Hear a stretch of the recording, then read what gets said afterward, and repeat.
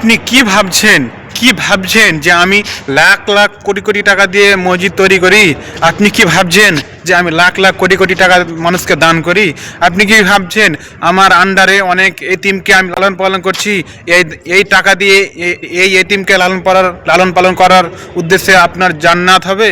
আপনি কি ভাবছেন আমি এ লাখ লাখ কোটি কোটি টাকা দিয়ে আমি মসজিদ তৈরি করছি? আপনি কি ভাবছেন যে আমার পাড়া প্রতিবেশীকে আমি সাহায্য করছি, তাদের সাথে ভালো ব্যবহার করছি? তার তো এই আল্লাহর কাছে আপনার এই ভালো কাজগুলার এক চারানা দাম নেই, এক আনা দাম নেই, এক বিন্দু মাত্র দাম নেই। কেননা যদি আপনার একমাত্র 5 ওয়াক্ত সালাত যদি আল্লাহর কাছে কবুল হয়, তাহলে আপনার সব আমলের দাম আছে।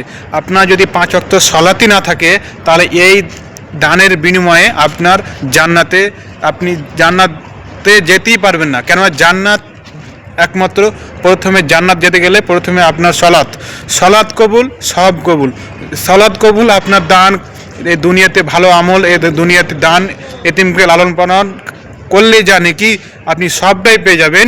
কিন্তু আপনাকে প্রথমে 5 ওয়াক্ত সলাৎ আউয়াল ওয়াক্তে পড়তে হবে এবং যথেষ্ট ঠিক টাইম পড়তে হবে এবং তার সঙ্গে সঙ্গে আপনাকে ভালো ব্যবহার করতে হবে।